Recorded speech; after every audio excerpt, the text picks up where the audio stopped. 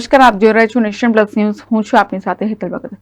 આણંદના ડીએસપીએ લૂંટ ધાડનો કેસ ઉકેલવામાં મદદરૂપ થનાર જાગૃત નાગરિકનું સન્માન કર્યું હતું. આણંદના વાસદ પોલીસ સ્ટેશન વિસ્તારમાં આવેલ અડાસા ગામની સીમમાં તારીખ 13 ઓગસ્ટના રોજ બનેલ ધાડ લૂંટનો ગુનો પોલીસ દ્વારા ગણતરીના સમયમાં ડિટેક્ટ કરવામાં આવ્યો હતો. પોલીસે મુદ્દામાલ સાથે આરોપીને અટક કરી કાયદેસરની કાર્યવાહી કરી છે.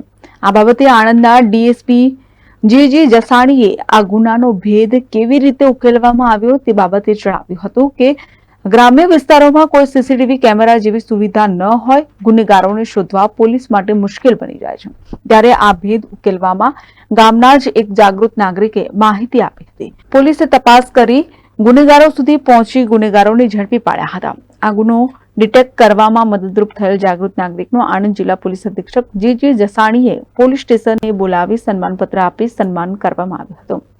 તારીખ 13 ઓગસ્ટના દિવસે આણંદ જિલ્લાના વાસદ પોલીસ સ્ટેશનની હદમાં એક લૂંટનો બનાવ બનેલો અને ગંભીર કહી શકાય એ ટાઈપનો બનાવ એટલા માટે હતો કે સીમ વિસ્તારમાં એક પરિવાર ખેડૂત પરિવાર રહેતું હતું. તો રાત્રે ત્યાં 5-7 લૂંટારો આવેલા અને પરિવારને બંધક બનાવી એમને ગભરાવી ધમકાવી અને દાગીના રોકડ વગેરેની લૂંટ કરાવીને આ જતો રહ્યા હતા. પોલીસ છે એ બીજા દિવસે ફરિયાદ જ્યારે પોલીસને મળી, પોલીસે ફરિયાદ દાખલ કરી ડિટેક્શન કરવા માટે પ્રયત્ન કર્યો, પરંતુ સીમ વિસ્તાર હતો એટલે ટેકનિકલ એવિડન્સ બીજા મળવા મુશ્કેલ હતા. આમ છતાં બી પોલીસ પ્રયત્ન કરી રહી હતી.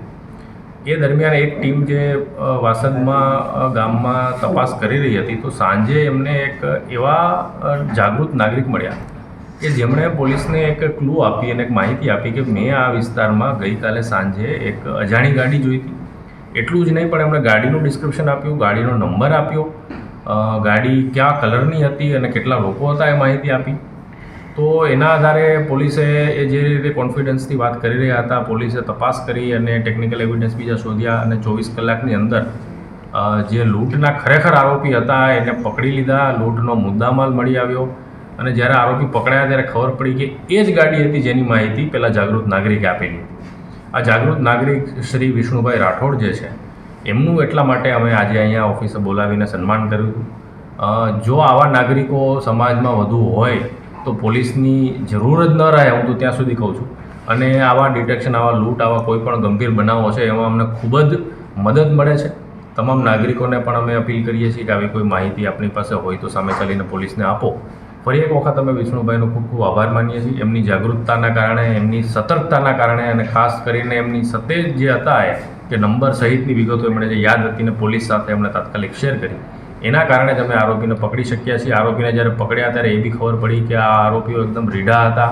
તમામ 4-5 આરોપીઓ છે એ તમામ આરોપીઓ ઓછામાં ઓછા 8થી 10 ગુનાઓમાં અગાઉ લૂંટ ધાડ સહિતના ગંભીર ગુનાઓમાં અગાઉ એમના નામ આવી ચૂકેલા હતા. આરોપી તરીકે એવા પ્રકારના આરોપી હતા. એટલે જો આ સમયસર અમને જાગૃત નાગરિકની મદદ ન મળી હોત તો કદાચ આ આરોપીઓને થોડો વધુ સમય છે એ આવી કુપ્રવૃત્તિ કરવાનો મોકો મળી શક્યો હોત, જે આ નાગરિકના કારણે નહીં મળ્યો અને પોલીસ છે એમને તાત્કાલિક પકડી શકી છે. આણંદ દિનેશ પટેલ સાથે Hiren Shah, Nation Plus News Khambhat. સમાચારોના સતત અપડેટ મેળવવા માટે અમારી નેશન પ્લસ ન્યૂઝની યુટ્યુબ ચેનલને સબસ્ક્રાઇબ કરો, બેલ આઇકન દબાવો અને જોડાયેલા રહો ફેસબુક, ઇન્સ્ટાગ્રામ અને ટ્વિટર પર.